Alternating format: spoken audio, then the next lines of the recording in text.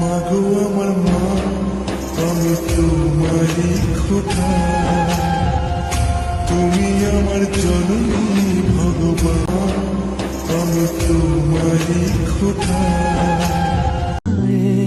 ओ खुदा बता दे क्या लकीरों में लिखा हमने तो চোখের আড়াল হলে ভালোবাসা কমে না, স্বপ্নের পথ চলা কখনো যে থামে না। রাখবো আমি কথা, সইব বিরহ ব্যথা, মিলবো তবুও দুজনে।